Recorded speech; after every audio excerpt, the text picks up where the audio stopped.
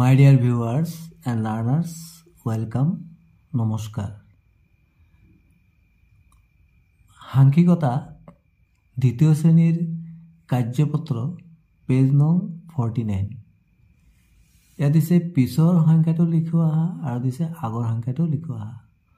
মৰমৰ ছাত্ৰ ছাত্ৰীসকল, আমি এই গণিতসমূহ কৰাৰ আগতে আমি কিছু কথা জানি লওঁ। মৰমৰ ছাত্ৰ ছাত্ৰীসকল, ধৰি লওক এখন ৰাস্তা। এতিয়া ইয়াত এজন মানুহ আছে আৰু ইয়াত এজন মানুহ আছে। এতিয়া ধৰে মানুহটোৱে এইটো ইয়াৰ পৰা ইয়ালৈকে জঁপিয়াব, ইয়াৰ পৰা ইয়ালৈকে জঁপিয়াব, এইদৰে। তাৰমানে কি, ইয়াৰ পৰা ইয়াত এই মানুহজন এতিয়া একত আছেতো, একৰ পৰা 2লৈ যাব। তাৰমানে কি হ'ব? তাৰমানে কি বুজাইছে? পিছলৈ জঁপিয়াব, পিছত যাব। তো একৰ পৰা যদি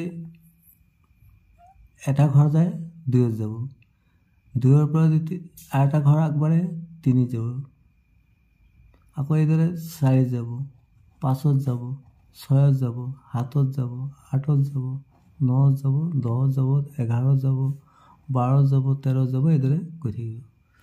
এইজন মানুহ আকৌ আগতে আহিব। 13ৰ আগত কিমান আছে?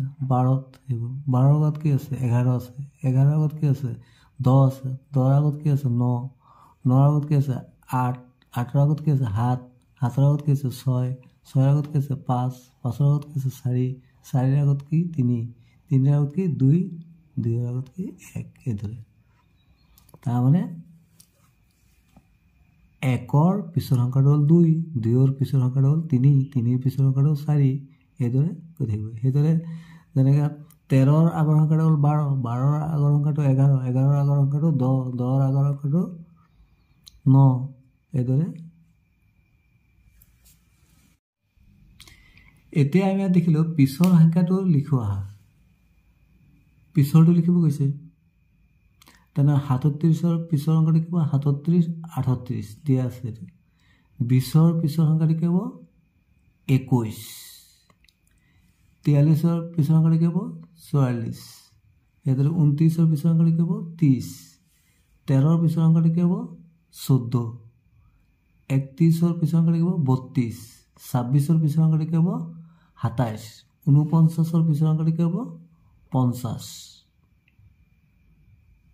ইয়াৰ পিছত দিছে আগৰ সংখ্যাটো লিখোৱা। তাৰমানে 9 আছে, 9ৰ আগৰ সংখ্যাটো 8 দিয়া আছে। তাৰপৰা 12ৰ আগৰ সংখ্যাটো কি হ'ব? 11। 27ৰ আগৰ সংখ্যাটো কি হ'ব? 26। 31ৰ আগৰ সংখ্যাটো কি হ'ব? 30। 17ৰ আগৰ সংখ্যাটো কি হ'ব? 16। 40ৰ আগৰ সংখ্যাটো কি হ'ব? 39। 35ৰ আগৰ সংখ্যাটো কি হ'ব? 34। সেইদৰে 48ৰ আগৰ সংখ্যাটো কি হ'ব? 47। এইবাৰ দিছে মাজৰ সংখ্যাটো লিখোৱা। আমি এইমাত্ৰ দেখিছিলোঁ নহয় জানো মাজৰ সংখ্যাটো? যেনেকৈ 2 আৰু 4ৰ মাজৰ সংখ্যাটো কি? 3। সেইদৰে 3 আৰু 5ৰ মাজৰ সংখ্যাটো কি? 4। 5 আৰু 7ৰ মাজৰ সংখ্যাটো কি? 6।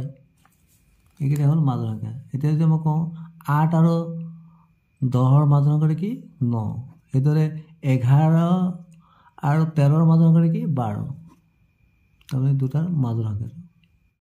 তেনেহ'লে ইয়াত 30 আৰু 32ৰ মাজৰ সংখ্যাটো কি? 31। সেইদৰে 15 আৰু 17ৰ মাজৰ সংখ্যাটো কি হ'ব? 16। 39 আৰু 41ৰ মাজৰ সংখ্যাটো কি হ'ব? 40। তাৰমানে 39, 40, 41। সেইদৰে 6 আৰু 8ৰ মাজৰ সংখ্যাটো কি হ'ব? 7। 6, 7, 8। 25 আৰু 27ৰ মাজৰ সংখ্যাটো 26।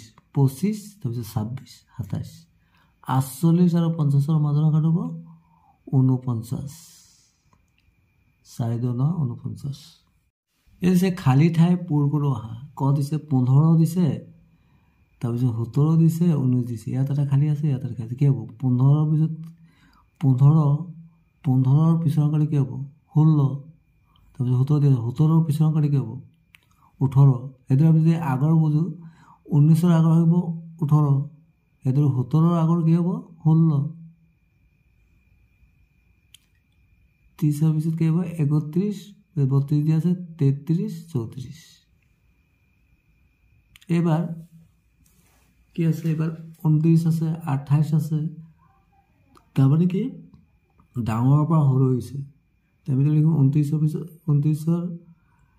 29ৰ আগৰ সংখ্যাটো আছিলে 28 28ৰ আগৰ সংখ্যাটো হ'ব 27 27ৰ আগৰ সংখ্যাটো হ'ব 26 এইদৰে 25 26 27 28 29 ইয়াতো একেই দিছে 47 46 45 44 43 Thanks for watching. Stay connected. Thank you so much.